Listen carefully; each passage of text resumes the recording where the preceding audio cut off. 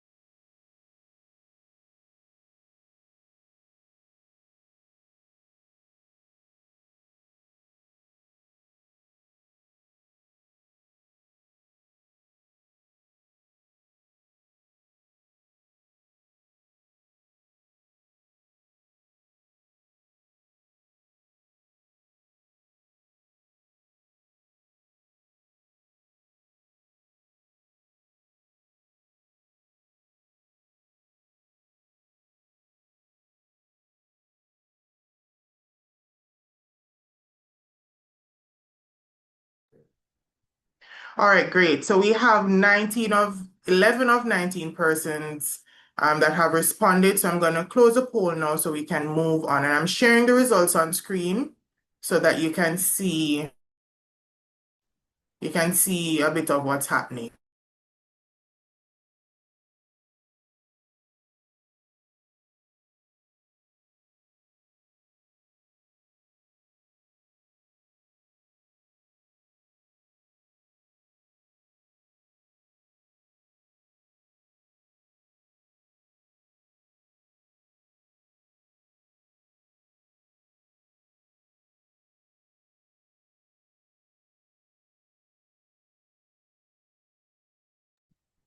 All right, great. So thank you for your participation in that poll just now.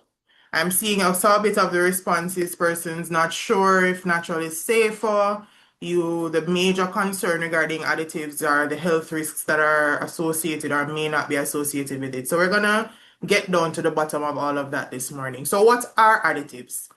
These are substances that are added to food to enhance the safety, the quality, or sensory properties. All right. So these can be natural or synthetic. And of course, they do have functional roles. Now, some of these functional roles are our preservatives, meaning that they prevent spoilage or extend shelf life. We have our antioxidants, which prevent oxidation and rancidity. We have our colorants, which enhance visual appeal. So those are your bright, vivid colors. So if it says strawberry, we're looking at a bright red color. We have our flavor enhancers that improve taste and aroma. We have our emulsifiers and stabilizers that maintain texture and consistency. And we also have our sweeteners. And what these do are replace sugar and reduce calories. So our non-caloric sweeteners like our Splenda or stevia, those are considered additives as well. Now, additives are classified based on their technological purpose, not necessarily based on the chemistry or what makes them up, but based on the technological purpose that they fulfill. So we have our preservatives like our sodium benzoate, or antioxidants like our vitamin C, our stabilizers like our carrageenan, which is what they use in our ice cream, our emulsifiers like our lecithin, colorants like our tartrazine, which is what is often used as an orange yellowish color, sweeteners like our aspartame, thickeners or guar gum, acidulants like citric acid, flavor enhancers like the famous MSG, and then we have our anti-caking agents like our calcium silicate, our raising agents or sodium bicarbonate, and our glazing agents like beeswax. Now, why do we use additives? To prevent spoilage, right? So we're adding things to our products to extend their shelf life. We also use them to control bacteria because we don't want our bacteria to be growing to past a certain point or any at all really to cause illnesses or foodborne illnesses. We also use them to maintain the consistency of our products and also to improve processing. So some additives are actually used as processing aids to make sure that whatever the intended product, the intended specification these products should be getting to, that they get there at the end of the day, right? Now, without additives, if we remove them, of course, that will result in the opposite of why we use them, right? So if we're not using them, it means that we may have faster spoilage. Our bread gets moldy quicker. We have the higher risk of contamination, and there's also the reduced shelf life. Of course, if we have faster spoilage, we have a reduced shelf life, and there's a higher risk of contamination, it means then that food waste is increasing, right? And of course, our sustainable development goal 12, which talks about responsible consumption and the reduction of food waste, is what we target when we think about this. How can we look to save food to prevent food from spoiling quickly? And of course, in long term, it's beneficial to us because we are using less resources. Now let's debunk some of the myths that we always hear about food additives. The first myth I'm going to be looking at today is that all additives are harmful. Anybody has ever heard of this belief, or does everyone agree that all additives are harmful? If you're unable to open your mic, just send a quick message in the chat.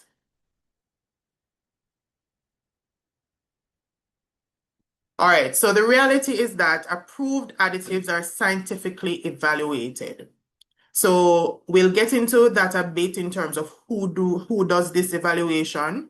And all of these evaluations are based on the dose and the purpose. So what is it that we need this additive for, and in what amount are we going to be using it, right? Many additives actually protect consumers, right? Because the longer the shelf life, the reduction of bacteria in your foods, it means that the customer's exposure to any adulterated or spoiled food lessens, right? We also have the example that I love to use is that salt, the very salt that we eat every day, the vinegar that we use to add to our escovitch pickle, those are actually preservatives, right? Now, before an additive is approved, it goes through toxicological testing, meaning it is administered oftentimes to rodents over a long period of time, sometimes years, and they are literally tracked to see how best they handle the dosage to which they are exposed to. Now, scientists determine what level is safe to consume over a lifetime, and that is what we refer to as the acceptable daily intake, or the ADI. Now, the starting point for determining whether a food additive can be used without harmful effect is what we refer to as the ADI, right? And the ADI is an estimate of the amount of the additive in the food or drinking water that can be safely consumed daily over a lifetime without adverse health effects. Now, when these studies are conducted, they are done on rodents, right? So there has to be a number or a factor, a multiple factor, a multiplication factor rather, that is done, or a calculation that is done to see how much it will affect a human, because we're much bigger than rodents, right? And we do have a different physiological makeup. So all of these studies are, or all of these things are gone through rigorous testing to make sure that they are acceptable for us and they're safe. Now, additives are approved at levels far below what would cause harm. So if we find out that at 10 parts per million, the rat's nose is bleeding, of course, the acceptable level would not be 10. They're going to be putting it way below, probably at 5, to make sure that if somebody decides that they want to go hard or go home, they are not putting themselves at risk, right? So the issue is not usually the additive, it is how it is being used. Now, some additives people fear are actually protecting them. Examples of these are preservatives. They prevent bacterial growth. We have our nitrites and our nitrates, which are often used in our deli sandwiches or frankfurters, our meats or sliced ham.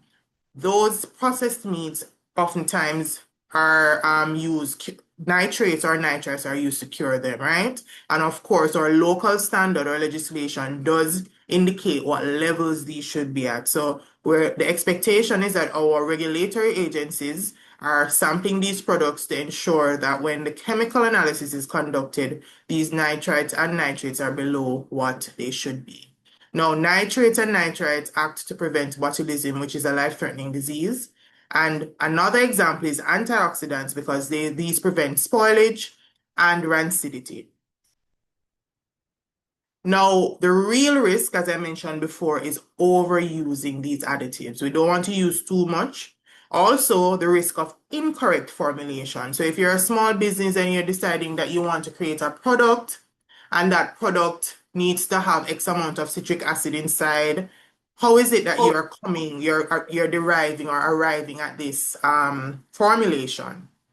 You have to ensure that you are not overdoing it, and also in the same breath that you're not underusing it, because of course that will then prevent the product from reaching the necessary specification as required by law, and also to prevent the growth of microbes, right?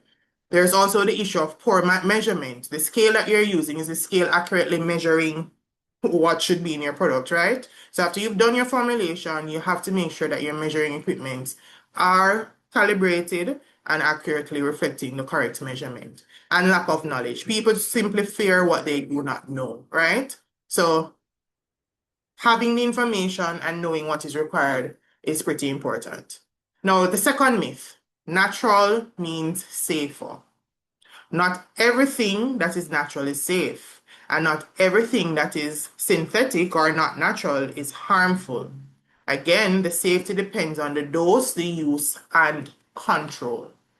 Cyanide is natural, right?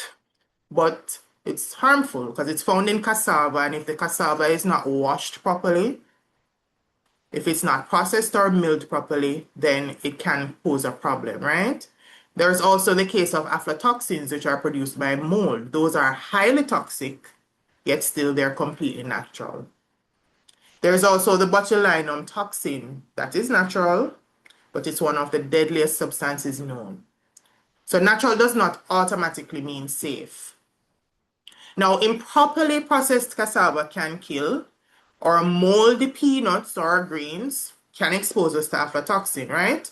And spoiled food is natural too, but it can make us very sick. Alternatively, some additives that people fear are actually what prevent these risks. And we spoke about these already. Or preservatives stops microbial growth, or antioxidants prevent spoilage, and our acidity regulators control pathogen. An example of this is a sauce. You're making a sauce and it needs to, our requirement locally is that your sauce must have at least 2% acidity. It must at least be at 2%. Now, if you're not using enough acidity regulator like citric acid or perhaps vinegar, then of course it means that your product isn't acidic enough to prevent the growth of pathogens. Now, our third myth is that if you can't produce it, no, sorry, if you can't pronounce it, it's dangerous. This is something I hear all the time. Even yesterday, I was on social media and I heard someone saying it that if they're reading the label and the word is very big, it means that it's not supposed to be in your product, which couldn't be farther from the truth, right? So scientific names do not equal dangerous substances. That's a very scary myth to be passing around. Many scary names are everyday ingredients that we use. So what is most important is that you understand versus theory. Example, ascorbic acid, that is basically vitamin C. So you're telling me, everybody knows the purpose of vitamin C. You look at your label, you see ascorbic acid, it's too big, which means you're not going to buy that product, right? Sodium chloride, that is salt, the salt we use every day, right? Then we have dihydrogen monoxide. That is basically water. So the issue is not the name, it's what the substance actually does. And science uses precise names so there's no confusion. So what I might call salt in Jamaica, we would hate for another country to call it something else. And that is just their common name. However, if you're using the scientific name, there can be no confusion. For example, we call pear, but Americans call it avocado. However, the scientific name of this fruit is what will allow persons, irrespective of what the name it is called in their country by the common name, there's no confusion as to what the product is. And that is basically what happens when you look at your labels and you see these big words. Now, marketing uses a simple name so you feel comfortable. It's an easier thing to use. It's more relatable, right? So instead of listing salt on your labels and your ingredient listing as sodium chloride, you're going to see salt. Now, some dangerous substances have very simple names, like alcohol. In excess, alcohol can cause a lot of illnesses, or Jamaican vomit, or alcohol sickness. You're vomiting essentially causes flush in your system, right?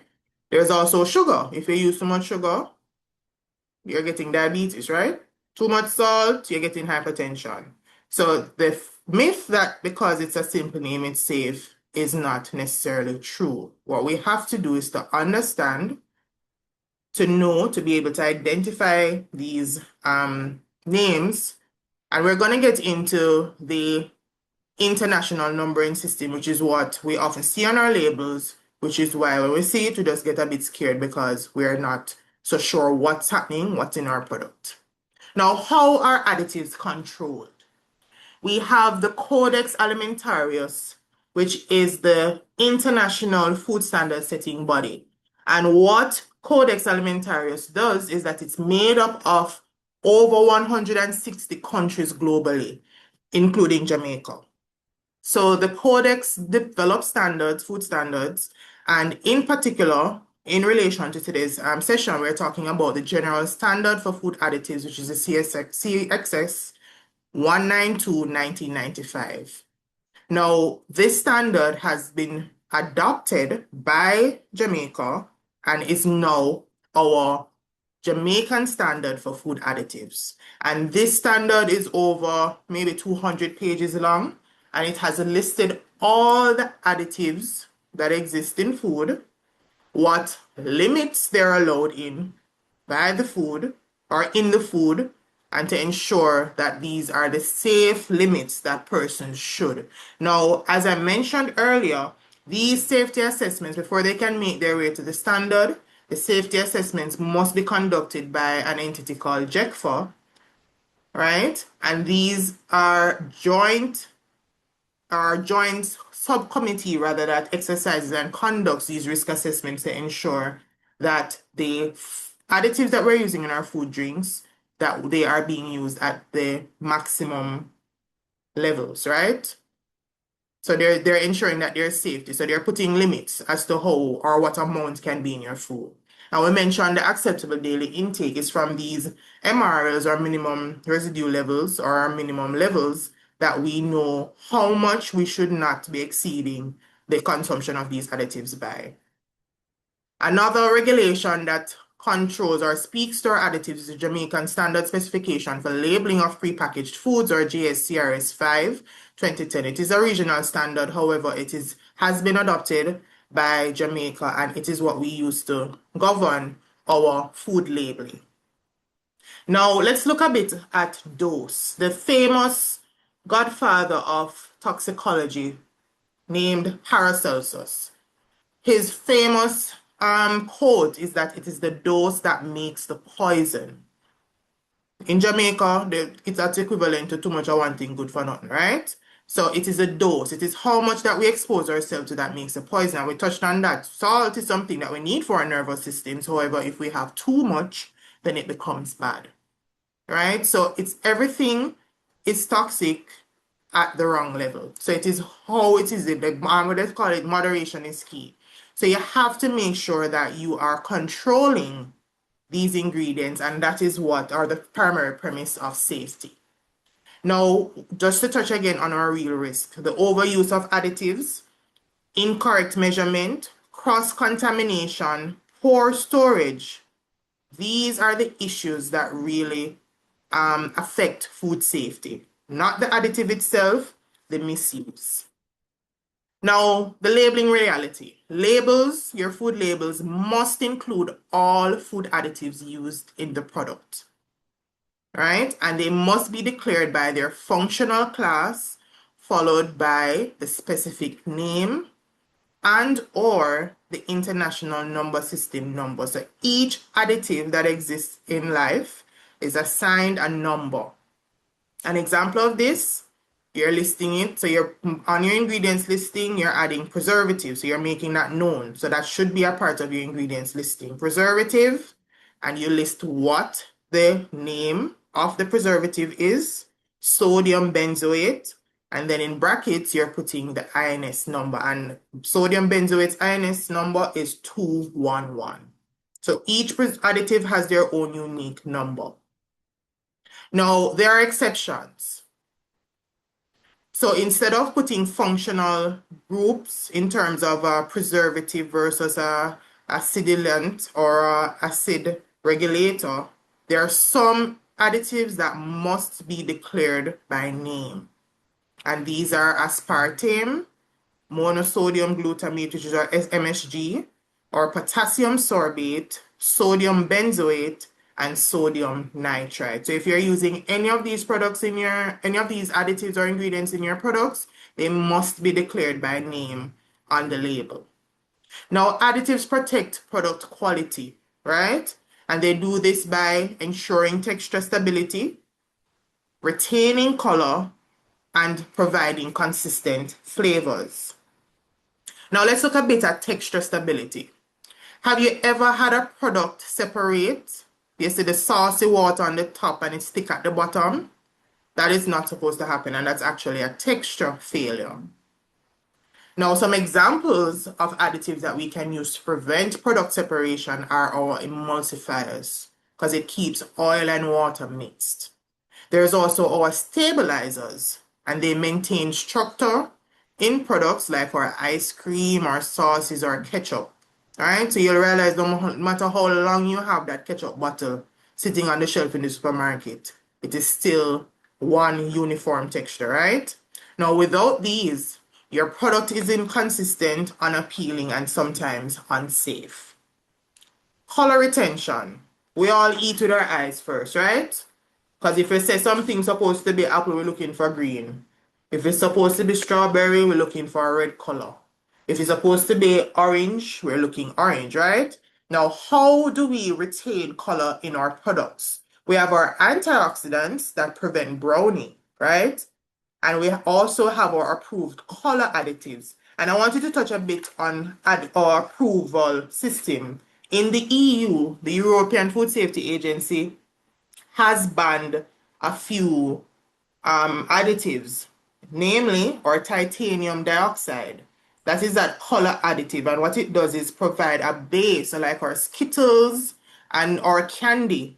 That is a very popular additive that is used because what it does is it enhances the color, right? It causes whitening in the food product. So when you add your color, it gives it that bright color. So it's been banned, and the US, not the US hasn't banned it, but a few companies in the US have stopped using it since. There's also the emulsifier and gum, the carrageenan and carboxymethyl cellulose has been banned in the EU as well. Now, in the drive towards looking at more natural additives, they have recently approved stevia glycoside, which is a high intensity sweetener. So they've done their research and they've found that this particular additive and sweetener is much safer. There's also the buffered vinegar, the trimagnesium dicitrate, right? And both of these are acidity regulators. So they make the product acidic to ensure that you prevent the growth of organisms. Then the FDA in the US has banned brominated vegetable oil, short BVO, and it's an emulsifier. So when we're looking at our orange sodas, and you're seeing that beautiful orange color, brominated vegetable oil was being used to ensure that the texture and look remains intact. And one of the reasons why it was banned is because studies showed that it had the potential to cause neurological and thyroid effects. The FDA recently banned red dye number 3 as well, erythrocene, and that is a color additive. And funny enough, that was a funny story because 30 years ago, the FDA had banned it in makeup products, but had continued using it in food. And 30 years later, they finally got to the conclusion that this is dangerous and they've banned it from food. And it has also is undergoing the phase out of red 40, yellow 5, yellow 6, blue 1, blue 2, and green 3. And all of these are color additives. So now they're moving towards natural color additives. They want to see more natural colors being in food products, and of course with the intention of making consumers safe. Right? Now our flavor enhancers. We have our that is more of a quality control issue as well, because sometimes you may use, and a lot of our local businesses might find this, that you might want to do a apple flavored product. However, if you're actually using real apples and you're trying to extract or to use it or blend it into your juice, you realize that the taste might not be so strong. So that is why we'll run to our local distributors of flavors and enhancers to buy the flavors to add to the product, right? So you might have inconsistency, which is often a quality control issue, right? So we have our flavor enhancers, which of course maintains the taste profile. And then your preservatives do play a role in flavor consistency because they prevent flavor breakdown. And the reality is that consistency builds trust. Because I don't want to buy a product and today it tastes this way and then tomorrow it tastes another way, right? So we want to make sure that this is something that we are looking at. We look at shelf life now. What is shelf life? Shelf life is not just a date on a label. It's a period a food remains safe and suitable to eat. In this case, two things matter. The safety, meaning that there are no harmful microbes in the product, and the quality, meaning that it is still acceptable to the consumer. Now, additives help to control what happens over time, or we have our preservatives, slowing microbial growth, or antioxidants preventing the rancidity, and we have our acidity regulators, which control pH and, of course, limit pathogen growth. So remembering that they do not stop time, but they control what happens during that time. Now, without controlled shelf life, you're going to have faster spoilage, right? The increased risk of contamination and eventually foodborne illness, more food waste, and of course, money loss.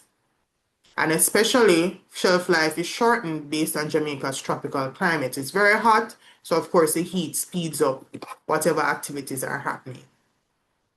Now, to wrap up, additives serve as a purpose, right? And their safety depends on proper use. So it is a dose that makes the poison. So we want to think of how much of these additives we're adding to our products per formulation, making sure that we're using accurate measuring systems to measure our additives and these small amounts that we're adding. And of course, following these regulations, because in the end, what it does is really protect your consumer, and of course, it eventually builds your brand as a manufacturer, right? Building consumer trust is something that is critical in the survival of your business. Now, at this time, before we get into questions, I just have to share some resources with you. Our next webinar is scheduled for the 14th of May, and I'm going to be looking at the power of temperature, cooking, cooling, and storage, right? How is it that we can control, or how is temperature control critical to food safety, safe cooking, safe storage, safe cooling practices, and some of the real world examples that are now stories to talk about due to failure to monitor correct temperatures. And of course, I'm inviting you today to check out my food safety column in the Jamaica Observer every Thursday. I have a column and it's really focused on food safety. Today, I'm looking at ready to eat foods. Is it easy to eat but hard to trust? So that is my invitation to you. And thank you for listening. If you are interested, you can always connect with me via social media at the Food Safety Girl on Instagram, LinkedIn, Facebook, TikTok. And of course, you can always reach out to me on WhatsApp. My number is there, or via the Gmail account if you want to send an email. Do we have any questions regarding any of the information I've covered today? Any questions? Or comments?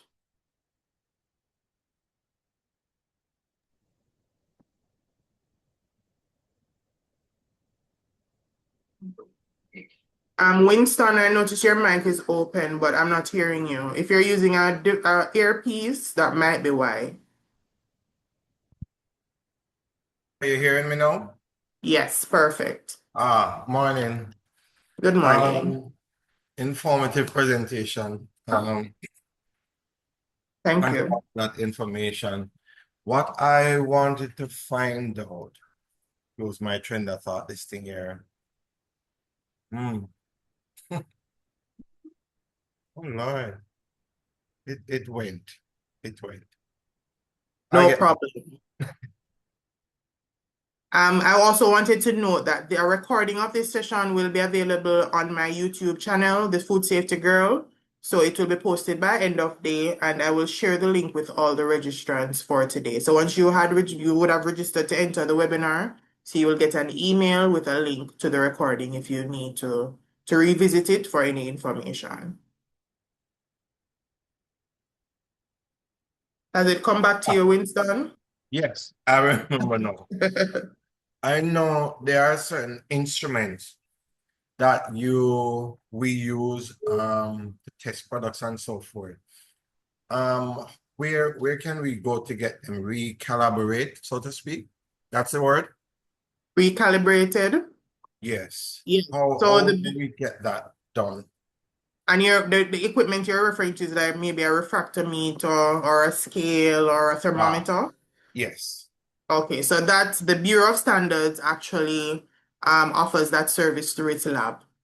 So if you have a measuring device that you'd want to get calibrated, you can simply take it in or call ahead to get a quotation, a possible quotation to have it done. Thank you. Hi, good morning, everyone. Alice just want to say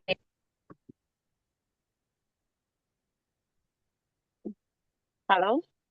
Hi, hearing you now, Peter, you go again. Yes, just saying that this is lovely, extremely informative. I was trying to get on a couple of the newer persons that are in quality assurance to log on. Continue to do this because a lot of persons in quality keep asking how do you get information to know how to do your work, especially when they're coming fresh out of school. So this is extremely informative, and for persons that are just opening up their businesses and stuff like that, for this All right, excellent. Thank you, Peter Gay. And I do agree with you. That is something as an inspector in food safety tends not to get a lot of information, especially additives. We just know they're there, but how are we monitoring the use? And the last, I always think of it as, we're just there going on until probably one day you become ill and you're not even sure what happened when it's really has been your exposure to these particular minute ingredients, but very potent. So thank you for your positive feedback. And of course, that is my intention as a food safety advocate to keep sharing information with everyone. Any other question? Do you offer private consultation? Yes, I do, Winston. So Thanks. you're still seeing my screen. You can just either use a QR code to scan and it will take you to my one central page that will allow you to tap into the different social media accounts, or you can simply just drop my number down and reach out to me. Yeah, did that. All right.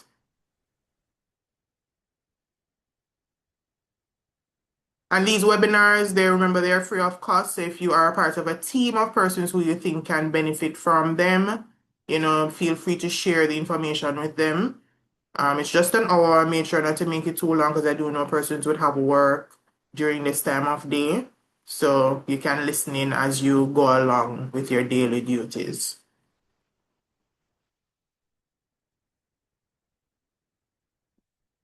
Any other question?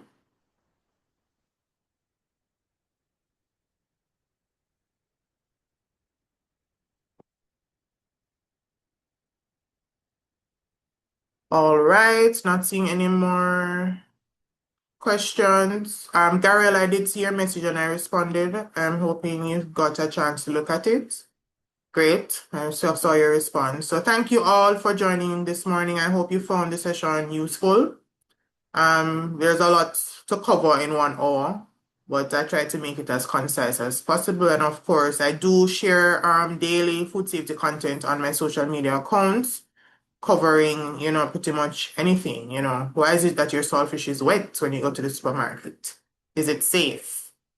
Content of that nature. So you can feel free to engage and to check out what's happening on all ends.